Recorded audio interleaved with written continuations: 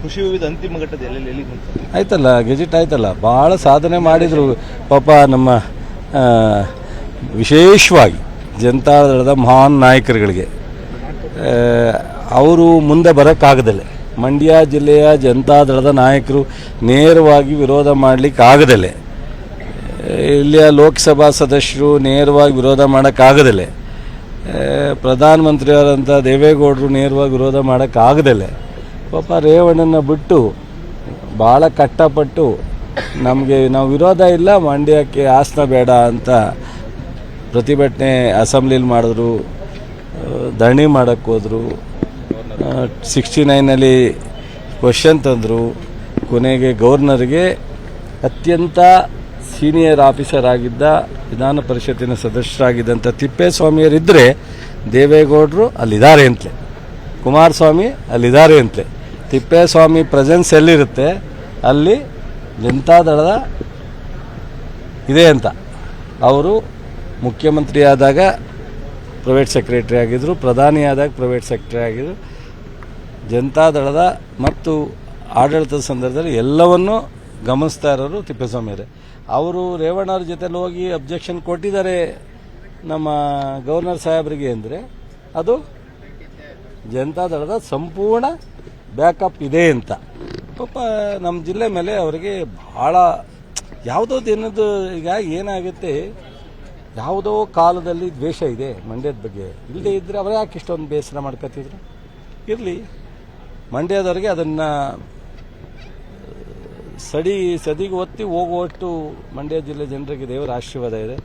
ನನಗೆ ಒಂದೇ ಅಪ್ಪ, ದೇವೇಗೌಡರದ್ದು ಬ್ಯಾಕಪ್ ಇದೆಯೋ, ಕುಮಾರಸ್ವಾಮಿದು ಬ್ಯಾಕಪ್ ಇದೆಯೋ, ರೇವಣ್ಣ ಸ್ವತಂತ್ರವಾಗಿ ಫೈಟ್ ಮಾಡಿದ್ರು ಅಥವಾ ಇಲ್ಲಿಯ ಮಾಜಿ MLAಗಳು ಬ್ಯಾಕಪ್ ಇದೆಯೋ ನನಗೇನು ಗೊತ್ತಿಲ್ಲ, ನನಗೇನೂ ಅವಶ್ಯಕತೆ ಇಲ್ಲ.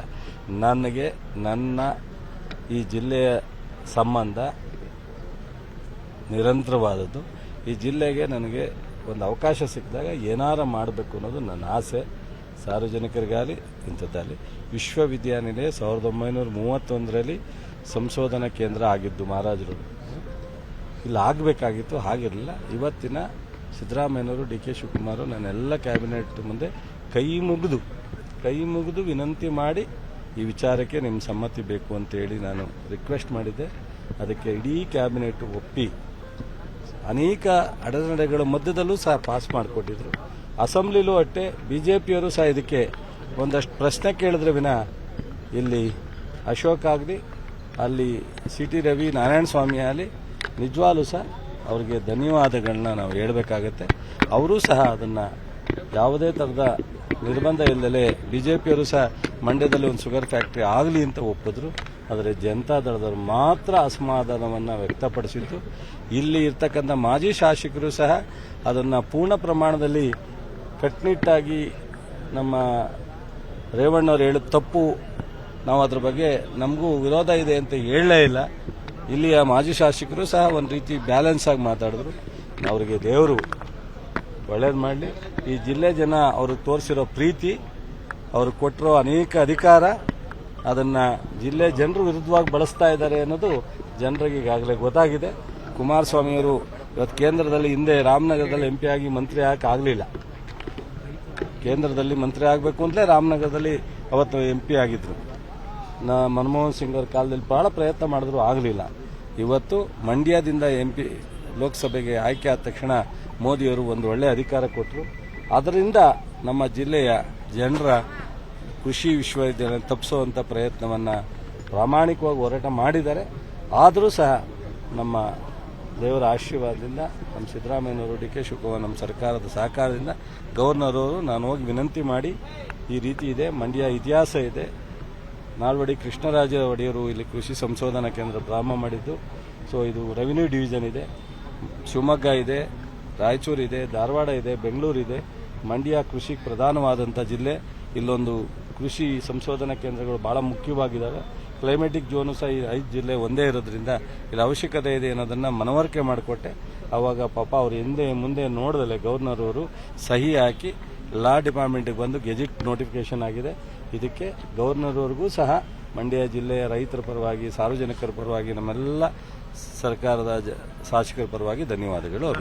ಒಂದು ವರ್ಷ ಆಗ್ತಾ ಬಂತು ಸರ್. ಸಂಸದರಾಗಿ ಕೇಂದ್ರ ಮಂತ್ರಿಯಾಗಿ ಅವರ ದೇವರು ಒಳ್ಳೇದು ಮಾಡಿ. ವರ್ಷದ ಕಾರ್ಯವೈಖರಿ ನಿಮ್ಗೆ ತೃಪ್ತಿ ತಂದಿದೆಯಾ ಅಂತ ನೋಡಪ್ಪ, ನನಗೆ ತೃಪ್ತಿ ತರೋದು ಮುಖ್ಯ ಅಲ್ಲ. ಈ ಜಿಲ್ಲೆ ಜನಕ್ಕೆ ತೃಪ್ತಿ ತರುವಂಥ ಕೆಲಸ ಮಾಡಲಿ. ನಾನು ಕಾಂಗ್ರೆಸ್ನ ಒಬ್ಬ ಸರ್ಕಾರದ ಭಾಗವಾಗಿದ್ದೀನಿ. ಸೊ ನಾನು ಯಾಕೆ ನಾನು ಯಾರ ಬಗ್ಗೆನೂ ಟೀಕೆ ಮಾಡಲಿಕ್ಕೆ ಹೋಗಲ್ಲ ಹೆಚ್ಚಿಗೆ. ಅವರು 1 ವರ್ಷ ಆಗಿದೆ, ಇನ್ನೂ 4 ವರ್ಷ ಅವ್ರಿಗೆ ಅವಧಿ ಇದೆ, ಇನ್ನೂ ಕಾಯೋಣ. ಇಲ್ಲಿ ಬಂದು ದಿಸಾ ಮೀಟಿಂಗ್ನಲ್ಲಿ ಅಧಿಕಾರಿಗಳು ಬೈಯೋದು ಮುಖ್ಯ ಅಲ್ಲ. ನಂದೇನು ಕೋಆರ್ಡಿನೇಷನ್ ಇಲ್ಲ.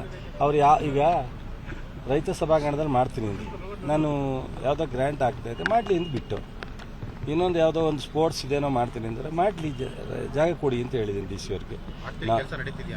ಗೊತ್ತಿಲ್ಲ, ನನಗೇನು ಕಂಡಿಲ್ಲ.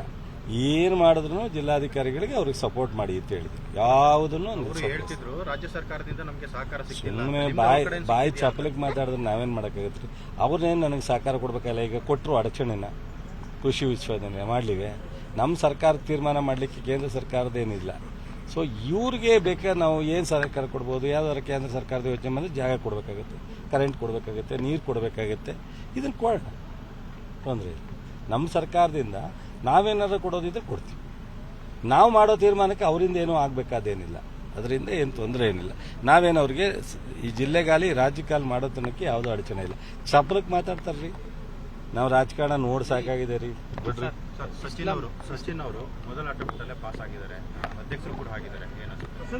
ನನಗೆ ಅಲ್ಲಿ ಸ್ಥಳೀಯವರ ತೀರ್ಮಾನ, ಅವರನ್ನ ರಾಜಕಾರಣ ಮುಂದಿಂದು ನಾನು ಇವತ್ತೇನು ಹೇಳೋಕ್ಕಾಗಲ್ಲ.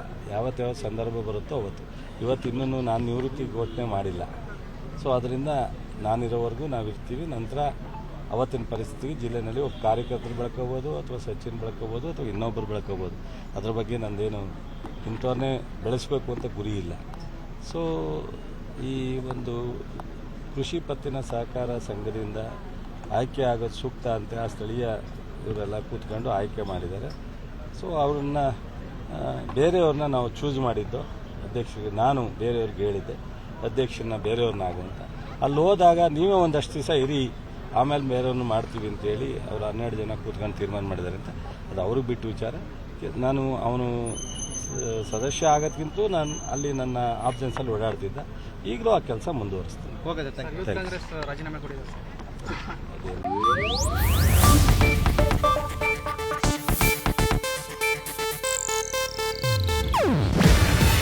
ಇದು ಏಷ್ಯಾನೆಟ್ ನ್ಯೂಸ್ ನೆಟ್ವರ್ಕ್ ಪ್ರಸ್ತುತಿ. ನೀವು ನೋಡ್ತಿದ್ದೀರಾ ಏಷ್ಯಾನೆಟ್ ಸುವರ್ಣ ನ್ಯೂಸ್.